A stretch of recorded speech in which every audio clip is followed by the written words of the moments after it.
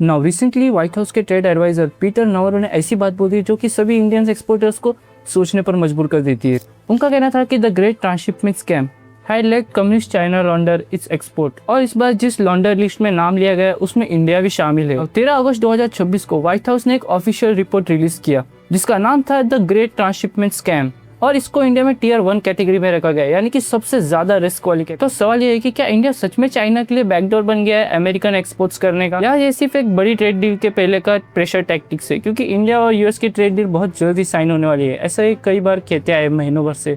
आज की वीडियो में हम पूरा मैकेनिज्म, एविडेंस और इंडिया का क्या स्टांस है उन सभी को लेकर देखेंगे। सबसे पहले समझते कि ट्रांसशिपमेंट होता क्या है, क्योंकि बिना इसे समझे पूरी स्टोरी समझ में ही नहीं आएगी। बेसिकली जब चाइना के प्रोडक्ट्स पे अमेरिका भारी टैरिफ लगा देता है तो चाइना के एक्सपोर्टर्स के पास एक शॉर्टकट होता है। प्रोडक्ट तो किसी थर्ड कंट्री जैसे कि इंडिया, वियतनाम या मैक्सिको भेज देते हैं। वहाँ सिर्फ लिमिटेड काम होता है जैसे कि रीपैकेजिंग, रीलेबलिंग और थोड़ा टेस्टिंग या हल्का असेंबली, जहाँ नए इनवॉइस और ओरिजिन डॉक्यूमेंट्स बनाए जाते हैं। फिर वही प्रोडक्ट अमेरिका में मेड इन इंडिया, वियतनाम या मैक्सिको बताकर एक्सपोर्ट कर दिया जाता है ताकि चाइना स्पेसिफिक टैरिफ से बचा जा सके। अब यहाँ एक लीगल कंसेप्ट इंपॉर्टेंट है, सब्सटेंशियल ट्रांसफॉर्मेशन। अगर प्रोडक्ट जेन्युइनली इंडिया में ट्रांसफॉर्म होता है या रियल मैन्युफैक्चरिंग होती है तो ओरिजिन लेजिटिमेटली बदलता है, लेकिन सिर्फ पैकेजिंग या पेपर वर्क बदलने से ओरिजिन नहीं बदलता। सिंपल वर्ड्स में समझाओ तो ये बिल्कुल वैसा है जैसे जीएसटी इनवॉइस मैनिपुलेशन में होता है। असली इकोनॉमिक एक्टिविटी एक जगह होती है लेकिन पेपर वर्क किसी और एंटिटी के थ्रू रूट की जाती है ताकि टैक्स फायदा मिल सके। ओरिजिन फ्रॉड भी वही लॉजिक फॉलो करता है, बस कस्टम ड्यूटीज के साथ। अब इंडिया का इस रिपोर्ट में रोल क्या है वो देखते हैं। Reports electrical, integrated circuits, pumps, compressor, plastic,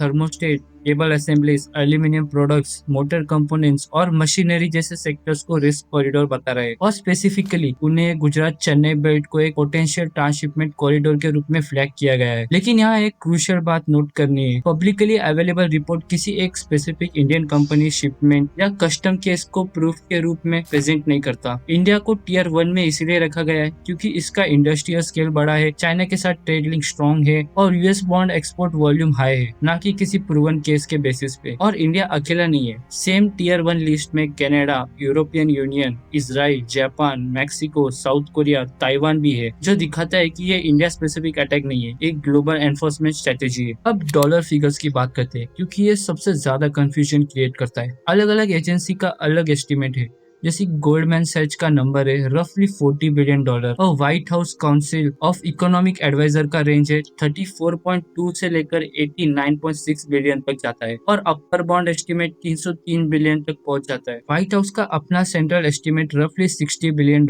है, लेकिन ये इंडिया का इंडिविजुअल शेयर नहीं है, ये ग्लोबल एनुअल पोटेंशियल ट्रांसशिपमेंट का राउंड मिड पॉइंट है। अलग से यूएस कॉमर्स डिपार्टमेंट ने एस्टिमेट दिया है कि 2025 में इंडिया, मैक्सिको, वियतनाम के थ्रू कंबाइंड रफली $67 बिलियन ट्रांसशिप हुआ है, जिससे अप्रोक्सीमेटली $28 बिलियन टैरिफ रेवेन्यू का लॉस हुआ है, और ये भी तीनों कंट्रीज का कंबाइंड नंबर है, इंडिया ओनली नहीं। अब इंडिया ने इस रिपोर्ट पे क्या रिएक्ट किया, ये सबसे इम्पोर्टेंट पार्ट है। 14 अगस्त को MEA यानी कि मिनिस्ट्री ऑफ एक्सटर्नल अफेयर्स के स्पोक पर्सन रणवीर जायसवाल ने कहा इंडिया पहले रिपोर्ट्स की फाइंडिंग और मेथोडोलॉजी को स्टडी करेगा, और इंडिया के पास कस्टम्स, रूल्स ऑफ ओरिजिन को लेकर reviewed laws and procedures already मौजूद है। ये रिस्पॉन्स ना तो ये दिखाता है कि इंडिया एडमिट कर रहा है, ना ही ये दिखाता है कि इंडिया काउंटर कर रहा है। इंडिया अभी भी वेट एंड वेरीफाई मोड में है। इसके पीछे बैकग्राउंड भी है। कॉमर्स मिनिस्टर पीयूष गोयल पहले भी पब्लिक में कह चुके थे कि इंडिया कभी भी खुद को रूट ऑफ ट्रांसशिपमेंट बनने नहीं देगा।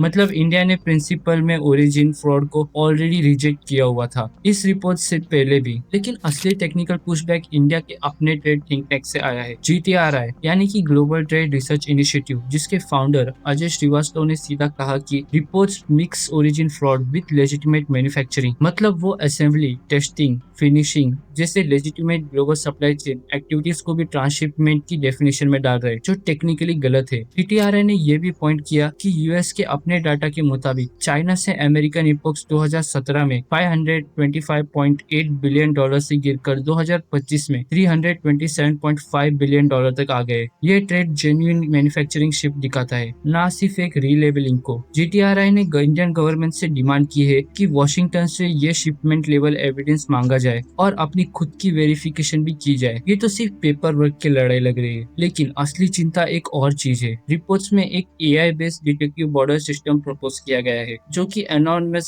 शिपिंग पैटर्न डिटेक्ट करेगा। और GTRI ने वार्न किया है कि इससे इंडियन एक्सपोर्टर्स के लिए ज्यादा इंस्पेक्शन, शिपमेंट डिलेज और रेट्रोस्पेक्टिव पेनल्टीज तक हो सकती है। अब इस पूरे इशू को एक बड़े ट्रेड कॉन्टेक्स्ट में रख के देखते हैं, क्योंकि टाइमिंग यहाँ सबसे ज्यादा मैटर करती है। 2025 में यूएस इंडिया गुड्स ट्रेड रफली 149 बिलियन डॉलर तक पहुंच गया था, जिसमें से 103 बिलियन डॉलर का इंडिया का एक्सपोर्ट्स था और यूएस के साथ इंडिया का ट्रेड सरप्लस रफली 58 बिलियन डॉलर रहा था। और ये ट्रेड ऑलरेडी एक सेंसिटिव फेज में है। 2018 में चाइना पे सेक्शन 301 टैरिफ लगने से ट्रांसशिपमेंट के इनिशिएटिव शुरू हुआ था। फिर अप्रैल 2025 में रेसिप्रोकल टैरिफ प्रोग्राम आया। अगस्त 2025 में रशिया ऑयल परचेस करने की वजह से इंडिया पे एक्स्ट्रा 25% टैरिफ लगा, जो आगे जाके 50% तक पहुंच गया था। और फरवरी 2026 में एक इंटरम फ्रेमवर्क आया जिसमें 18% रेसिप्रोकल टैरिफ रेट डिसाइड हुआ। इसी टेंशन के बीच इस रिपोर्ट से एक हफ्ते पहले ही यूएस सीनेट ने एक बिल पास किया जो रशियन ऑयल खरीदने वाले कंट्रीज पे 100% तक के टैरिफ का थ्रेट देता है। तो ये ग्रेट ट्रांसशिपमेंट स्कैम रिपोर्ट्स कोई आइसोलेटेड इवेंट नहीं है, ये एक कंटिन्यूस प्रेशर कैंपेन का ही अलग स्टेप लग रहा है।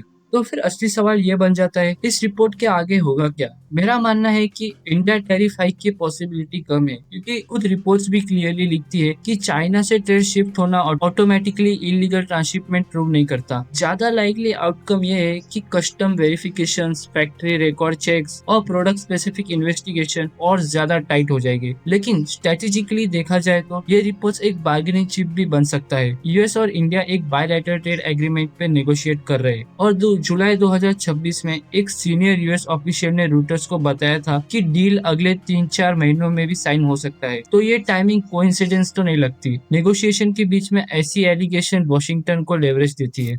तो ओवरऑल ये रिपोर्ट फाइनल जजमेंट नहीं, ये एक असेसमेंट और एनफोर्समेंट का ब्लूप्रिंट है जो नेगोशिएशन टेबल पर प्रेशर टैक्टिक क्रिएट करता है। मेरा मानना है कि आगे आने वाले कुछ महीनों में हम इंडिया वाइड टैरिफ हाइक की बात नहीं करेंगे। मे बी यहाँ पे हम देखेंगे कि वेरिफिकेशन और डॉक्यूमेंटेशन और ज्यादा स्ट्रिक्ट हो जाएगी और इसकी असली क्लियरिटी तभी आएगी जब ये bilateral trade deal finally sign हो जाएगा।